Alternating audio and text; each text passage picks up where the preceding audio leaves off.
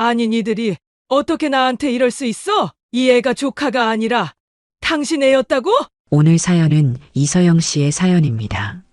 사연 시작 전 구독과 좋아요 버튼 눌러주시면 사연의 재미가 2배가 된답니다.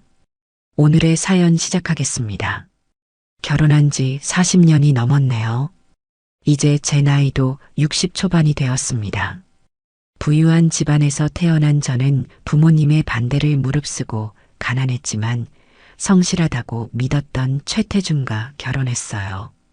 그날 부모님께 태준 씨와 결혼하겠다고 말했을 때의 부모님 얼굴이 아직도 선명히 기억납니다. 서영아, 그 사람은 너무 가난해. 내가 고생할 텐데. 하지만 저는 굳은 의지로 태준 씨를 선택했죠. 사랑이라는 게 그런 거 아니겠습니까? 결혼 후에는 남편을 위해 헌신적으로 내조했고, 친정의 도움으로 남편의 사업이 크게 성공할 수 있도록 모든 지원을 아끼지 않았어요. 태준 씨는 어릴 적 부모님을 모두 여의고 힘들게 살았다고 했습니다. 그래서인지 더 안쓰러웠고 더 잘해주고 싶었어요. 태준 씨에게는 최미연이라는 여동생이 있었습니다. 미연이도 어릴 때 부모님을 잃고 오빠와 함께 살아왔다고 했어요. 결혼 전부터 태준 씨의 동생이 있다는 이야기는 들었지만 처음 만났을 때는 좀 놀랐어요. 미연이는 그때 이미 아이를 하나 키우고 있었거든요. 미혼모라고 했죠. 누가 아버지인지는 끝내 말하지 않았습니다. 남편은 가족의 비밀이라며 더 이상 묻지 말라고 했고 저는 그저 불쌍한 시동생이라 생각하고 친동생처럼 아끼며 지냈습니다. 사실 미연이는 제게도 큰 힘이 되었어요. 결혼 초기에는 시댁 식구가 없어 외롭기도 했는데 미연이가 있어 든든했습니다. 그런데 미연이와 태준 씨는 참 허물없이 지냈어요. 가끔은 그 모습이 남매 사이라기보다는 너무 친밀해 보일 때도 있었지만 저는 어려서부터 함께 의지하며 살아온 남매니까 그럴 수 있다고 생각했죠. 세월이 흘러 태준 씨는 60 중반의 나이에 성공한 사업가가 되었고 미연이는 50 초반이 되었습니다. 그런데 최근 몇 년 사이 태준 씨의 태도가 많이 달라졌어요. 예전에는 항상 제 의견을 물어보고 존중해주던 남편이 이제는 저를 무시하고 냉대하기 시작했습니다. 반면 미연이에게는 더 살갑게 대하고 무슨 일이든 미연이의 의견을 먼저 묻더군요. 처음에는 그저 나이가 들면서 생기는 변화라고 생각했어요. 하지만 점점 그 사이가 이상하게 느껴지기 시작했죠. 태준 씨와 미연이는 마치 부부처럼 어떤 일이든 함께 결정하고 저는 그저 방관자처럼 느껴졌습니다. 남편이 저를 대하는 태도는 갈수록 냉랭해졌고 때로는 제가 이 집의 주인이 아닌 것 같은 기분까지 들었어요. 어느 날 밤 잠에서 깬 저는 거실에서 들려오는 작은 웃음소리를 들었습니다. 태준 씨와 미연이었죠. 둘이 소파에 나란히 앉아 술을 마시며 속삭이고 있었어요. 그때 미연이가 태준 씨의 손을 꼭 잡았는데 그 모습이 왠지 불편했습니다. 남매 사이라고 하기엔 너무 친밀했어요. 하지만 저는 그저 제 마음이 좁아진 것이라 스스로를 다독였습니다. 아마 오래된 습관일 거라고 서로 의지하며 자란 남매니까 그럴 수 있다고요. 그런데 그때는 몰랐습니다. 제 인생이 곧 산산조각 날 거라는 사실을요. 남편의 행동이 점점 더 이상해지기 시작했습니다. 예전에는 무슨 일이 있으면 항상 저에게 먼저 이야기하던 태준 씨가 이제는 모든 일을 미연이와 먼저 상의해요. 심지어 우리 부부의 일까지도요. 처음에는 저도 그냥 넘어갔습니다만 그 횟수가 잦아지면서 마음이 불편해지기 시작했어요. 태준 씨, 요즘 왜 그렇게 미연이랑만 이야기를 나누는 거예요? 나한테는 말도 없이. 물어봤더니 태준 씨는 짜증을 내더군요. 뭘 그런 걸 가지고 그래? 내 동생인데. 내가 너무 예민한 거 아니야? 그렇게 일축해버리니 더 이상 할 말이 없었습니다. 제가 정말 예민한 건지 자꾸 제 자신을 의심하게 됐죠. 어느 날은 태준 씨의 휴대폰이 울려서 제가 대신 받았는데 미연이더군요. 통화 내용이 너무 친밀해서 깜짝 놀랐습니다. 미연이는 저에게 통화를 바꿔달라는 말 한마디 없이 그냥 오빠, 오늘 저녁에 봐라고 말하고 끊어버렸어요. 저는 그 말을 태준 씨에게 전했습니다. 미연이가 오늘 저녁에 만나자고 했어요? 아, 그래. 알았어. 태준 씨는 아무렇지도 않게 대답했어요. 그날 저녁 태준 씨는 미연이를 만나러 나갔고 밤 11시가 넘어서야 돌아왔습니다. 술 냄새가 진동했죠. 미연이랑 무슨 이야기를 그렇게 오래 했어요? 그냥 회사 일이야. 미연이가 요즘 사업 구상을 하나 하고 있어서 태준 씨의 대답이 썩 믿기지 않았습니다. 미연이는 사업과는 전혀 관련 없는 일을 하고 있었거든요. 게다가 미연이가 사업 얘기를 한다면 저에게도 조언을 구할 법한데 요즘은 저를 완전히 피하는 것 같았어요. 그러다 명절 때 일이 있었습니다. 추석을 맞아 친척들이 모였는데 미연이가 마치 이 집의 안주인인 것처럼 행동하는 거예요. 음식을 내오고 손님들을 맞이하고 심지어 제가 해야 할 역할까지 다 가로채는 듯 했습니다. 친척들은 그런 미연이를 보며 동생이 참 착하네요라고 했지만 저는 뭔가 이상했어요. 더 이상한 건 태준 씨가 그런 미연이의 행동을 오히려 장려한다는 점이었습니다. 제가 음식을 들고 나오면 서영아, 그냥 앉아 있어. 미연이가 다 할 테니라며 저를 주방에서 내쫓는 시기였어요. 그 자리에서 저는 마치 손님 취급을 받는 느낌이었습니다. 밤에 친척들이 다 돌아가고 나서 태준 씨와 미연이는 소파에 나란히 앉아 술을 마시기 시작했죠. 저는 피곤하다며 먼저 방으로 들어갔지만 밤새 그들의 웃음소리가 들려왔습니다. 마치 부부가 긴 하루를 정리하는 것 같은 그런 모습이었어요. 몇 달 후 태준 씨가 갑자기 해외 출장을 간다고 했습니다. 베트남에 가서 새로운 사업 파트너를 만나볼 거라고요. 그런데 출발하기 이틀 전쯤 미연이가 우리 집에 와서는 태준 씨와 오랫동안 이야기를 나누더니 갑자기 자기도 베트남에 같이 간다는 거예요. 오빠 혼자 가면 걱정되잖아. 내가 통역도 좀 도와줄게. 그 말을 듣고 저는 깜짝 놀랐습니다. 미연이가 베트남어를 할 줄 안다는 얘기는 처음 들었거든요. 게다가 태준 씨는 영어를 아주 잘하는데 굳이 통역이 왜 필요할까 싶었죠. 나도 같이 갈까요?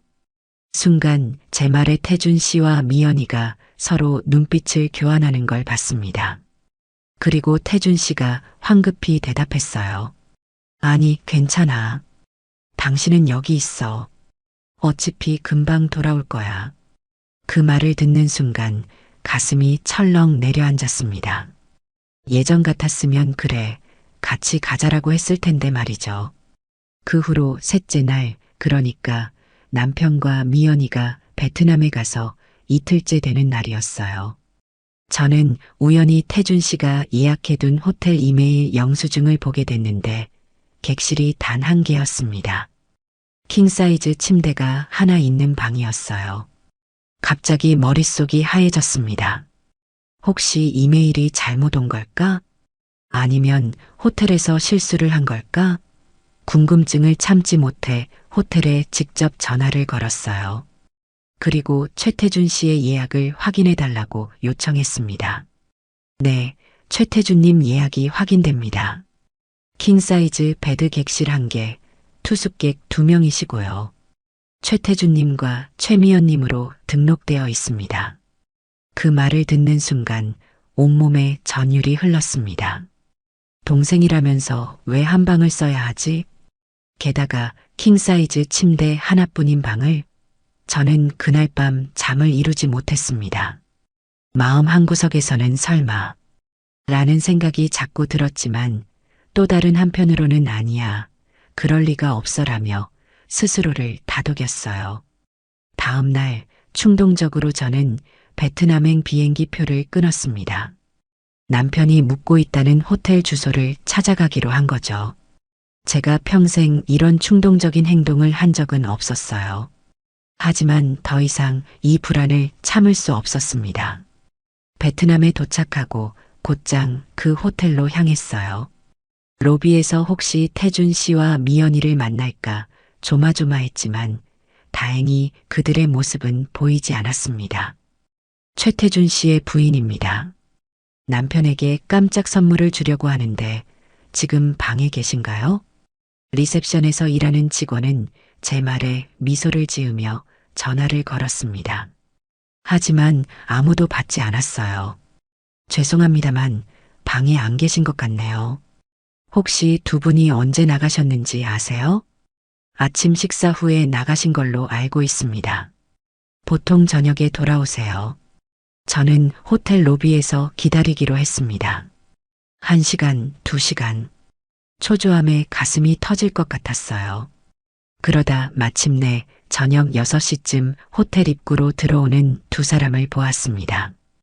태준 씨와 미연이었죠. 그런데 그 순간 제 눈을 의심할 수밖에 없었어요. 두 사람은 손을 꼭 잡고 있었거든요. 그것도 연인처럼 손가락을 서로 깍지 끼고요. 미연이가 태준 씨의 어깨에 머리를 기대고 있었고 태준 씨는 미연이의 허리를 감싸 안은 채였습니다. 그 모습은 결코 남매의 모습이 아니었어요. 두 사람은 저를 발견하지 못한 채 엘리베이터로 향했고 저는 그대로 얼어붙었습니다. 뭔가 크게 잘못되었다는 것을 직감했어요. 이건 단순한 의심이 아니었습니다. 직접 눈으로 본 현실이었죠. 그날 밤 저는 다음 날 아침 비행기를 타고 한국으로 돌아왔습니다. 마음은 천갈래 만갈래 찢어졌지만 이제는 확실히 알아내야 했어요. 남편과 미연이의 관계가 정확히 무엇인지를. 남편의 행동이 점점 더 이상해지기 시작했습니다. 예전에는 무슨 일이 있으면 항상 저에게 먼저 이야기하던 태준 씨가 이제는 모든 일을 미연이와 먼저 상의해요. 심지어 우리 부부의 일까지도요. 처음에는 저도 그냥 넘어갔습니다만 그 횟수가 잦아지면서 마음이 불편해지기 시작했어요. 태준 씨, 요즘 왜 그렇게 미연이랑만 이야기를 나누는 거예요? 나한테는 말도 없이. 물어봤더니 태준 씨는 짜증을 내더군요. 뭘 그런 걸 가지고 그래? 내 동생인데. 당신 너무 예민한 거 아니야? 그렇게 일축해버리니 더 이상 할 말이 없었습니다. 제가 정말 예민한 건지 자꾸 제 자신을 의심하게 됐죠. 어느 날은 태준 씨의 휴대폰이 울려서 제가 대신 받았는데 미연이더군요.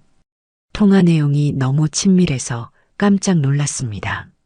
미연이는 저에게 통화를 바꿔달라는 말 한마디 없이 그냥 오빠, 오늘 저녁에 바라고 말하고 끊어버렸어요. 저는 그 말을 태준 씨에게 전했습니다.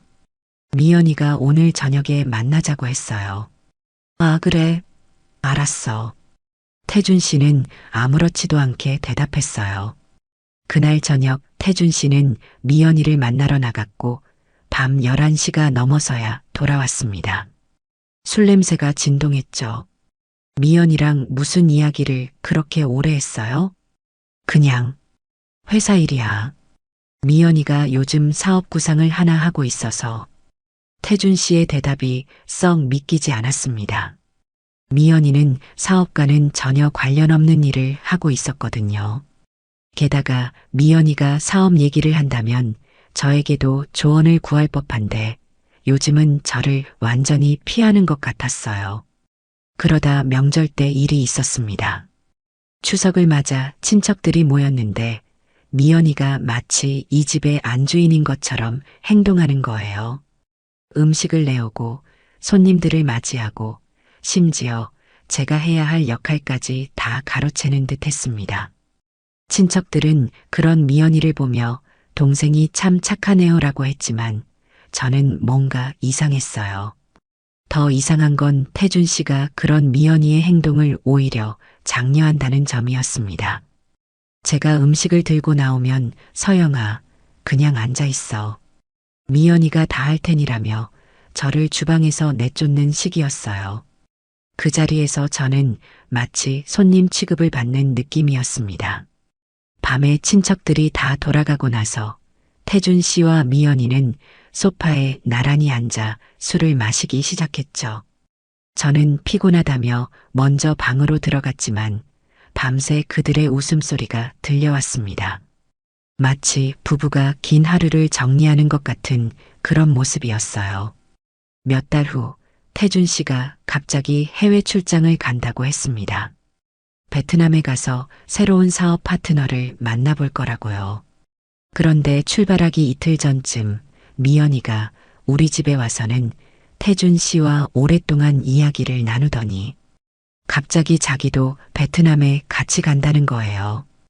오빠 혼자 가면 걱정되잖아. 내가 통역도 좀 도와줄게. 그 말을 듣고 저는 깜짝 놀랐습니다. 미연이가 베트남어를 할 줄 안다는 얘기는 처음 들었거든요. 게다가 태준 씨는 영어를 아주 잘하는데 굳이 통역이 왜 필요할까 싶었죠. 나도 같이 갈까요? 순간 제 말에 태준 씨와 미연이가 서로 눈빛을 교환하는 걸 봤습니다. 그리고 태준 씨가 황급히 대답했어요. 아니, 괜찮아. 너는 여기 있어. 며칠 만에 돌아올 거야.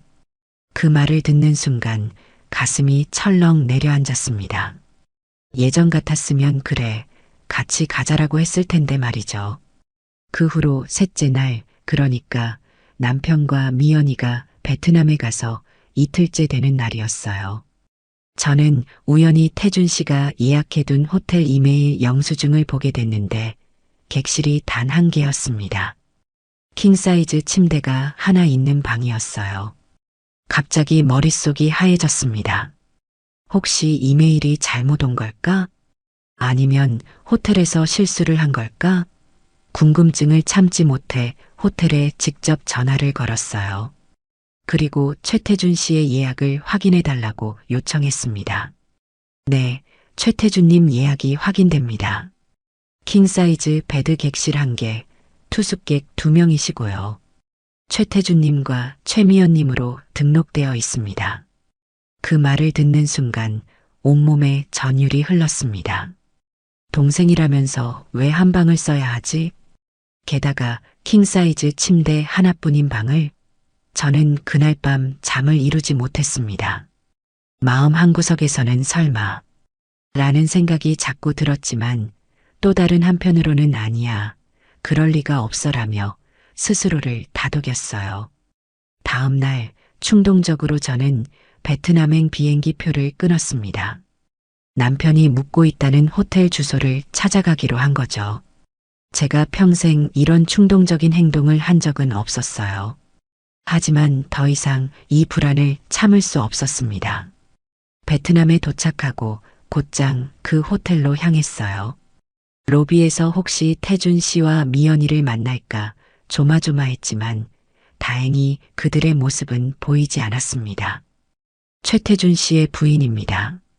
남편에게 깜짝 선물을 주려고 하는데 지금 방에 계신가요?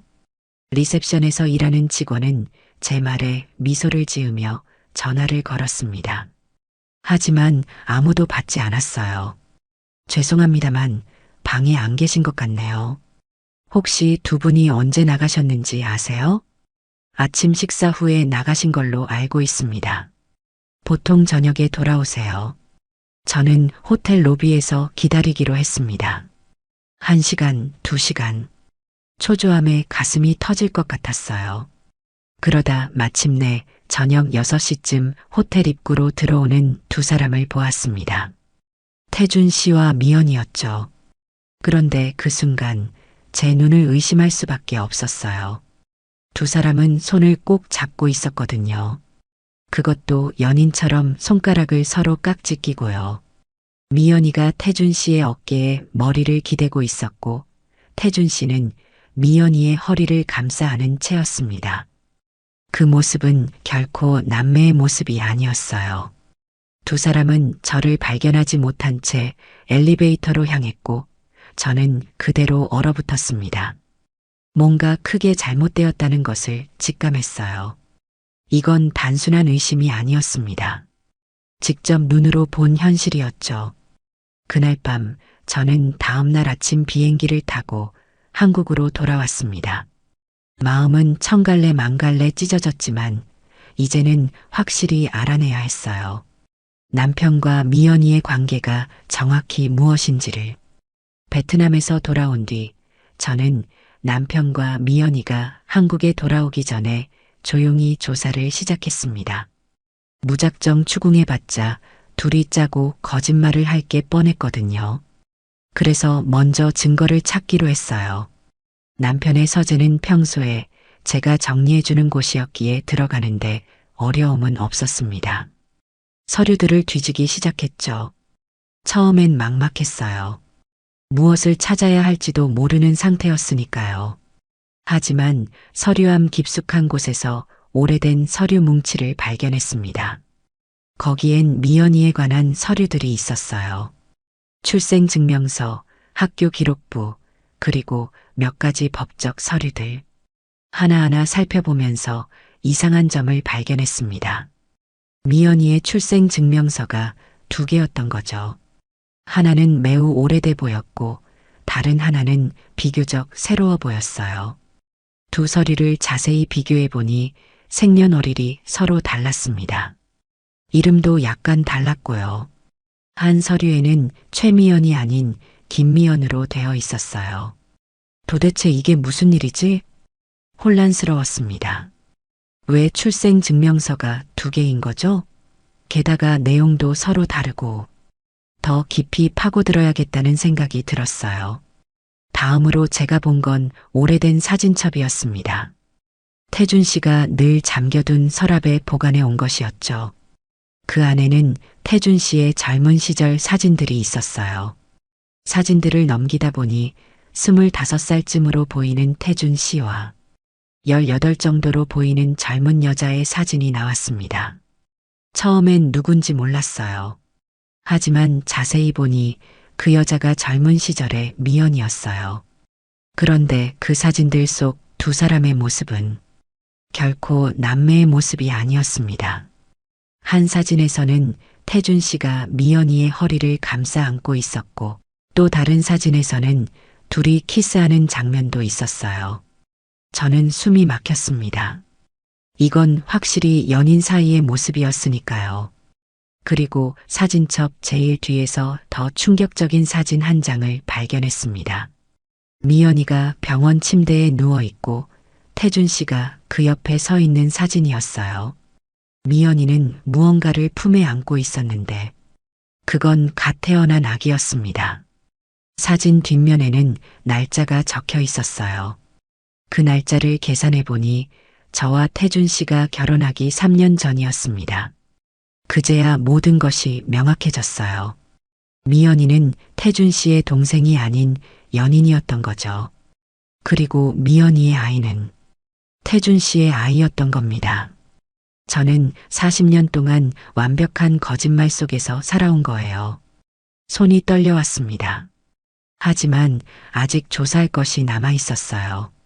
남편의 컴퓨터도 살펴봤습니다. 비밀번호는 알고 있었기에 쉽게 접속할 수 있었죠. 이메일함을 뒤져보니 미연이와 주고받은 수많은 이메일이 있었어요.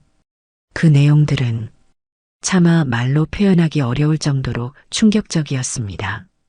오빠, 우리 언제쯤 정식으로 함께할 수 있을까요? 방해꾼 없이 우리가 함께할 수 있는 날이 기다려져요. 조금만 더 참자. 곧 모든 걸 정리할 거야. 너랑 정식으로 살 수 있게. 이메일 내용들을 읽으며 저는 울음을 참을 수 없었습니다. 40년이라는 세월 동안 저는 남편의 사랑을 독차지하고 있다고 믿었어요. 하지만 실상은 제가 그저 방해물에 불과했던 거죠. 태준 씨의 진짜 사랑은 항상 미연이었던 겁니다. 더 깊이 파고들수록 더 많은 충격적인 사실들이 드러났어요. 태준 씨가 미연이에게 몰래 부동산과 재산을 증여한 내역도 발견했습니다. 우리가 함께 모은 돈으로 미연이에게 아파트를 2채나 사줬더군요. 그것도 제 이름을 위조해서요. 그리고 가장 결정적인 증거를 발견했습니다. 미연이가 출산했던 병원의 진료 기록이었어요. 거기에는 분명히 아이의 아버지 이름이 최태준으로 기재되어 있었습니다. 그 진료 기록은 30년도 더 된 것이었어요. 모든 증거를 모으고 나니 이제는 확실했습니다. 미연이는 태준 씨의 동생이 아니라 30년이 넘게 지속된 내연녀였던 거예요. 그리고 더 끔찍한 것은 태준 씨가 저와 결혼한 후에도 그 관계를 계속 유지해 왔다는 사실이었죠. 심지어 미연이를 자신의 동생이라 속이고 우리 가정에 들여와 제 눈앞에서 그 관계를 이어온 것입니다. 베트남에서 돌아온 남편과 미연이는 아무 일도 없었다는 듯이 행동했습니다. 태준 씨는 출장이 잘 됐다며 기뻐했고 미연이는 평소처럼 자주 우리 집에 들락날락했어요. 하지만 이제 저는 달라졌습니다. 그들의 모든 행동, 모든 대화가 다르게 보였어요. 이중적인 의미를 지닌 말들, 눈빛 교환, 우연을 가장한 접촉들, 모든 것이 명확하게 보였습니다. 한 달 정도 저는 아무것도 모르는 척했어요. 그동안 더 많은 증거를 모았습니다. 그리고 계획을 세웠죠. 이 모든 거짓말과 배신에 대한 대가를 치르게 할 계획을요. 어느 토요일 저녁 태준 씨는 미연이를 우리 집에 초대했습니다. 평소처럼 셋이서 저녁을 먹자고 했죠. 저는 흔쾌히 승낙했어요. 그리고 그날이 바로 제가 모든 것을 폭로할 날이었습니다. 미연이가 도착하고 세 사람은 함께 식탁에 앉았습니다. 평소처럼 태준 씨와 미연이는 자기들끼리 대화를 나눴고 저는 그저 미소 지으며 듣고만 있었어요. 식사가 끝나갈 무렵 제가 입을 열었습니다. 오늘은 특별한 와인을 준비했어요. 우리 같이 한잔할까요? 두 사람은 의아한 표정을 지었지만 거절하지 않았습니다. 저는 와인을 따르며 말을 이었어요. 사실 오늘은 특별한 날이에요. 제가 어떤 진실을 알게 된 날이죠. 제 말에 두 사람의 얼굴이 경직되는 것이 보였습니다. 저는 천천히 가방에서 증거들을 꺼내 테이블 위에 올려놓았어요. 사진들, 서류들, 이메일 프린트물, 모든 것을 다요. 이게 다 뭐죠? 태준 씨가 당황한 얼굴로 물었습니다. 진실이에요. 두 사람의 진짜 관계에 대한 진실이죠. 미연이의 얼굴이 새하얘졌습니다. 태준 씨는 화를 내려 했지만 제가 내민 증거들 앞에서 아무 말도 할 수 없었어요. 미연아 아니 김미연이라고 불러야 할까? 너가 태준 씨의 동생이 아니라는 걸 이제 알아. 너는 그냥 내 연녀였고 네 애도 태준 씨 아이지. 너희 두 사람은 날 40년 동안 속여왔어. 난 바보였어. 40년 동안 당신들이 남매라고 믿었으니까. 내 목소리가 떨렸습니다. 그런데도 참고 계속 말했어요. 이제는 모든 걸 꺼내놓아야 했으니까요. 태준 씨와 미연이는 처음에는 발뺌하려 했습니다. 미연이가 먼저 입을 열었어요. 서영 언니, 무슨 오해가 있으신 것 같은데. 오해? 내가 차갑게 웃었습니다. 이게 오해처럼 보여? 병원 기록에는 내 아이의 아버지가 최태준으로 나와 있어. 이것도 오해야? 태준 씨가 나서려 했지만 내가 사진첩을 펼쳐 보였습니다. 젊은 시절 둘이 키스하는 사진이 있는 페이지였어요. 이것도 설명해봐. 어떻게 남매가 이럴 수 있어? 두 사람은 서로를 바라보았습니다. 그리고 마침내 태준 씨가 한숨을 내쉬더니 고개를 끄덕였어요. 미연이의 표정이 갑자기 바뀌었습니다. 그동안 보여주던 온화하고 다정한 표정은 사라지고 냉랭하고 차가운 얼굴이 드러났어요. 그래, 맞아. 우린 사랑하는 사이야. 넌 그냥 바보처럼 속고 있었을 뿐이지. 남편의 말에 가슴이 찢어지는 것 같았습니다. 그 목소리에는 비웃음까지 섞여 있었어요. 내가 40년 동안 가족처럼 생각하고 아껴준 사람들에게 이런 일을 당하다니 너무 충격적이었습니다. 태준 씨도 이제 더 이상 숨기지 않았어요. 서영아, 이제 와서 어쩌겠어? 난 항상 미연이를 사랑했어. 우리가 만나기 전부터, 그리고 지금도. 그럼 왜 나랑 결혼한 거예요? 왜 나를 40년 동안 속인 거죠? 태준 씨는 잔인할 정도로 솔직하게 대답했습니다. 내 집안의 돈과 배경이 필요했으니까. 미연이와 아이를 키우려면 안정적인 환경이 필요했어. 내 집이 부자니까 딱 맞는 조건이었지. 그 말을 듣는 순간 내 인생 전체가 무너지는 느낌이었습니다. 내가 그토록 사랑했던 남자가 그저 내 가족의 재산을 위해 나를 이용했다니. 게다가 그동안 내가 아낌없이 지원해준 돈으로 내 연녀와 아이를 키웠다니. 이건 배신을 넘어선 잔혹함이었어요. 내가 미연보다 나를 더 잘 챙긴 적이 있긴 해. 난 이미 오래전부터 내가 지겨웠어. 태준 씨의 말에 마음이 무너졌습니다. 내가 헌신했던 모든 세월, 사랑했던 모든 순간들이 한순간에 거짓이 되어버렸어요. 다리에 힘이 빠져 의자에 털썩 주저앉았습니다. 미연이가 냉소적으로 웃으며 말했어요. 언니, 이제 알았으니 어떻게 할 거예요? 이혼하고 물러날 건가요? 그게 최선일 텐데. 그 말에 무언가가 내 안에서 타오르기 시작했습니다. 분노였을까요? 아니면 살아남기 위한 본능이었을까요? 나는 천천히 일어서서 두 사람을 똑바로 쳐다봤어요. 물러나라고? 내가 그렇게 쉽게 포기할 것 같아? 내 목소리에는 더 이상 슬픔이 없었습니다. 차가운 결의가 담겨 있었어요. 좋아. 내가 바보 같았던 대가를 치르게 해줄게. 태준 씨가 비웃듯이 말했습니다. 뭘 어떻게 한다고? 너 혼자서 우리를 어떻게 할 수 있다고 생각해? 두고 봐요. 태준 씨, 당신이 나를 너무 만만하게 보는 것 같은데. 나는 테이블 위에 놓인 증거들을 다시 가방에 넣었습니다. 그리고 두 사람을 향해 미소를 지었어요. 그건 분명 따뜻한 미소가 아니었습니다. 이제부터 시작이에요. 내가 어떻게 하는지 잘 지켜봐요. 그렇게 말하고 나는 방을 나왔습니다. 내 뒤에서 미연이와 태준 씨가 무언가 수군거리는 소리가 들렸지만 더 이상 상관없었어요. 이제 내 마음은 차갑게 식어 있었습니다. 그날 밤 나는 호텔로 향했습니다. 이제 그 집에는 더 이상 있을 수 없었으니까요. 호텔 방에 혼자 앉아 한참을 울었어요. 40년이라는 세월이 한순간에 무너져 내린 것 같았습니다. 내가 누구였는지, 무엇을 위해 살아왔는지 모든 것이 흔들렸어요. 하지만 울음이 멈추자 이상하게도 마음이 맑아지는 느낌이 들었습니다. 이제 진실을 알았으니 더 이상 속지 않을 수 있었어요.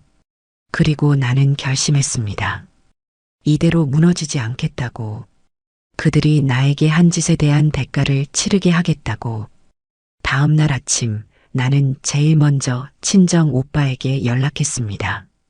오빠는 대형 로펌의 변호사였어요. 모든 상황을 설명하자 오빠는 즉시 나를 만나자고 했죠. 서영아, 이건 단순한 불륜이 아니야. 사기에 가까워. 태준이 너의 재산을 불법적으로 빼돌린 것도 있을 거고, 우린 법적으로 최대한 싸울 거야. 오빠의 말에 용기가 생겼습니다. 그동안 남편을 위해 친정과의 관계도 소원했었는데, 이제 다시 가족의 지지를 받을 수 있다는 것이 큰 힘이 됐어요. 변호사들과의 상담을 시작했습니다. 그들은 내가 모은 증거들을 보고 놀라워했어요. 이건 충분한 증거입니다. 불륜 관계뿐만 아니라 재산 횡령, 서류 위조까지. 최태준 씨와 최미연 씨는 큰 공경에 처하게 될 겁니다. 한편 태준 씨는 계속해서 내게 연락을 시도했습니다. 처음에는 화를 내더니 나중에는 협박하기 시작했어요. 서영아, 그냥 조용히 물러나. 아니면 너도 편하지 않을 거야. 내가 가진 것들을 생각해봐. 너 혼자서는 아무것도 할 수 없어. 하지만 이제 나는 달라졌습니다. 더 이상 그의 말에 흔들리지 않았어요. 오히려 그의 협박이 내 결심을 더 굳게 만들었죠. 태준 씨, 내가 무슨 생각을 하는지 알아요? 당신이 망하는 모습을 보고 싶어요. 그리고 반드시 그렇게 될 거예요. 나는 차분하게 계획을 세웠습니다. 변호사들과 함께 모든 법적 절차를 준비했고, 그동안 태준 씨가 미연에게 불법적으로 증여한 재산에 대한 조사도 시작했어요. 또한 태준 씨의 회사 운영 과정에서 있었던 불법적인 일들도 파헤치기 시작했습니다. 충격적인 사실들이 하나둘씩 드러났어요. 태준 씨는 제 이름으로 대출을 받아 미연이에게 부동산을 사줬고 회사 자금을 빼돌려 미연이의 계좌로 입금한 흔적도 있었습니다. 이 모든 게 불법이었어요. 더욱이 태준 씨의 회사는 제 친정아버지의 투자로 시작된 것이었습니다. 아버지가 돌아가신 후에도 회사의 상당 지분은 우리 가족이 소유하고 있었죠. 첫 번째 법적 조치로 저는 태준 씨가 미연이에게 불법적으로 증여한 모든 재산에 대한 가압류 신청을 했습니다. 법원은 즉시 이를 승인했어요. 그 결과 미연이가 가지고 있던 두 채의 아파트와 고급 외제차, 그리고 수십억 원의 예금이 모두 묶이게 됐습니다. 다음으로 저는 태준 씨의 회사에 대한 법적 조치를 취했어요. 우리 가족의 지분을 근거로 경영권 분쟁을 시작했습니다. 태준 씨가 회사 자금을 개인적인 용도로 유용한 증거를 확보했고, 이를 바탕으로 그의 경영권을 박탈하는 주주총회를 요청했어요. 또한 태준 씨의 횡령 혐의를 검찰에 고발했습니다. 이것은 단순한 민사 문제가 아니라 형사사건이 된 거예요. 미연이에게 몰래 증여했던 재산은 모두 제게 돌아왔어요. 법원은 태준 씨가 제 이름을 위조해 진행한 모든 증여와 거래가 불법이라고 판단했습니다. 그런 식으로 태준 씨가 미연이에게 준 두 채의 아파트, 고급 외제차, 그리고 상당한 액수의 현금과 보석까지 모두 제게 돌아왔어요. 더욱 중요한 건 태준 씨의 회사 경영권 문제였습니다. 제 친정에서 투자한 돈으로 시작된 회사였기에 우리 가족이 가진 지분이 상당했어요. 그동안 태준 씨는 저를 무시하고 제 가족의 권리를 침해해왔죠. 하지만 이제는 그런 날들이 끝났습니다. 법원은 제가 제출한 증거들을 검토한 후 회사의 지분 소유권이 제 가족에게 있음을 인정했어요.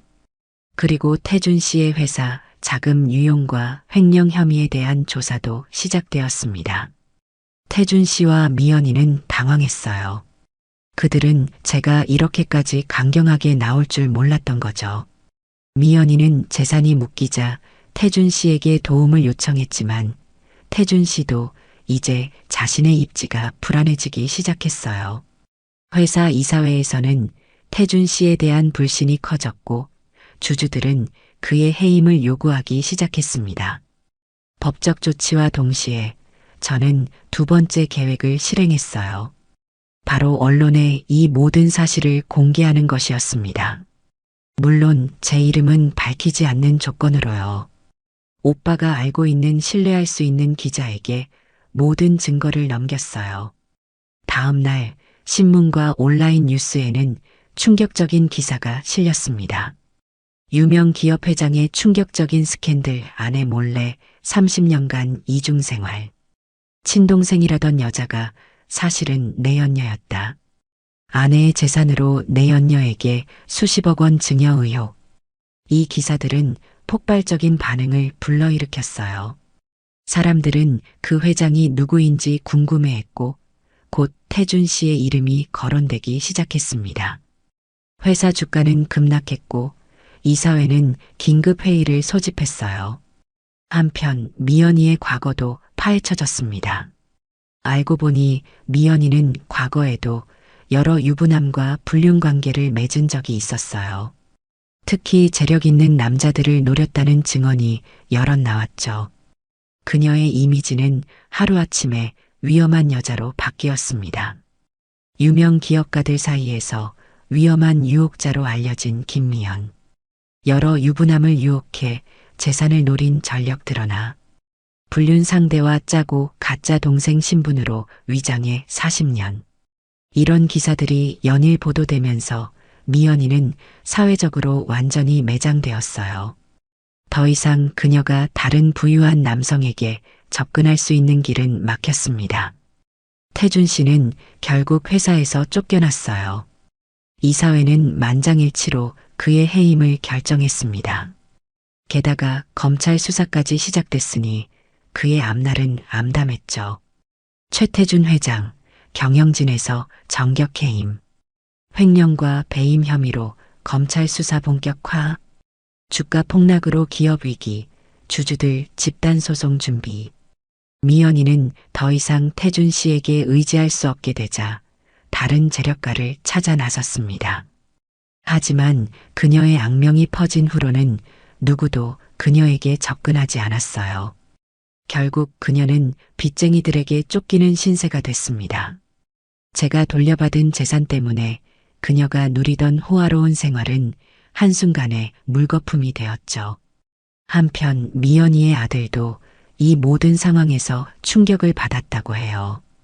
그는 자신이 태준 씨의 아들이라는 사실을 알고 있었지만 그 관계가 이런 식으로 공개될 줄은 몰랐던 거죠. 결국 그도 미연이와 거리를 두기 시작했다고 합니다. 저는 모든 것을 되찾았어요. 태준 씨가 미연이에게 빼돌린 재산은 모두 돌려받았고 회사의 경영권도 우리 가족이 다시 가져왔습니다. 이제 태준 씨는 아무것도 가진 게 없는 빈털터리가 됐어요. 검찰 수사가 진행되면서 태준 씨는 구속 위기까지 몰렸습니다. 회사 자금 횡령 금액이 예상보다 훨씬 컸던 거예요. 그는 변호사를 통해 저에게 선처를 구하는 메시지를 보내왔지만 저는 더 이상 그의 말에 귀 기울일 생각이 없었습니다. 어느 날 초라한 모습이 된 태준 씨가 다시 찾아왔어요. 비가 내리는 밤이었습니다. 서영아, 제발 다시 돌아가면 안 될까? 그의 목소리에는 절망이 묻어 있었어요. 한때는 그 목소리에 제 마음이 흔들렸겠지만 이젠 아니었습니다. 당신은 이제 내 인생에서 지워진 사람이야. 저는 차갑게 대답했어요. 태준 씨는 한동안 아무 말 없이 서 있다가 천천히 돌아섰습니다.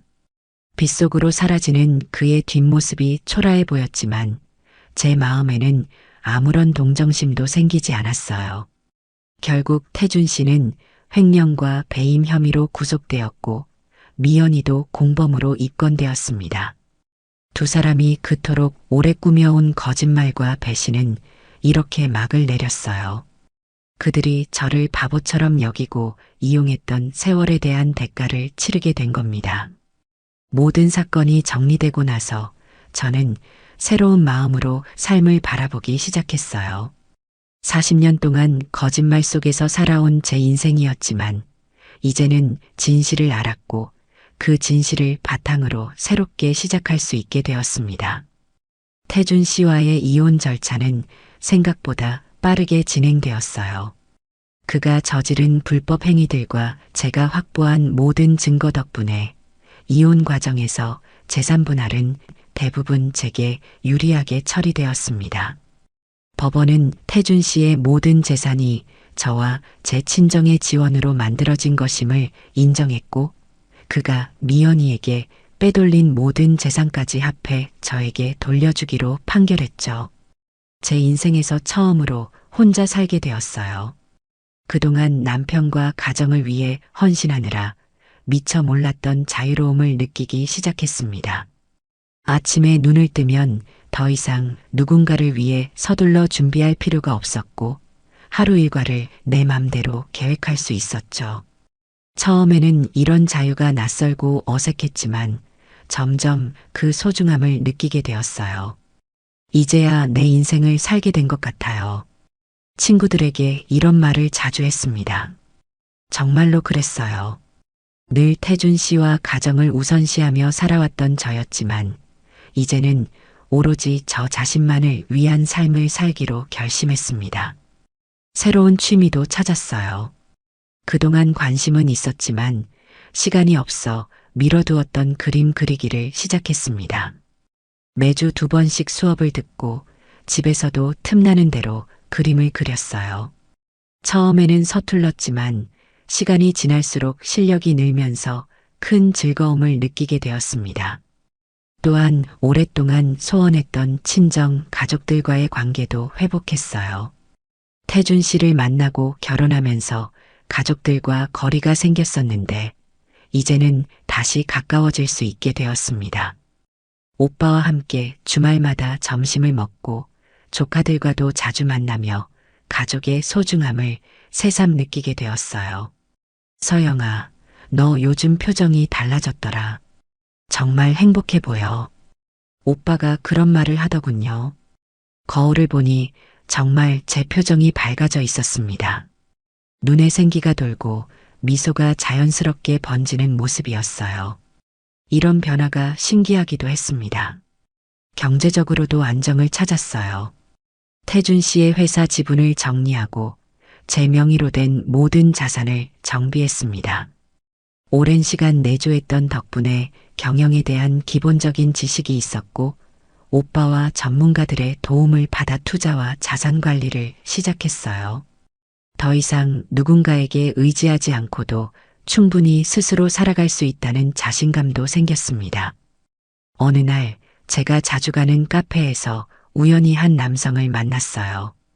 그는 저보다 몇 살 어린 대학 교수였는데 그림에 관한 이야기를 나누다가 의기투합해서 함께 미술관에 가게 되었습니다. 처음에는 단순한 친구로 만났지만 점점 서로에게 특별한 감정이 생겨났어요.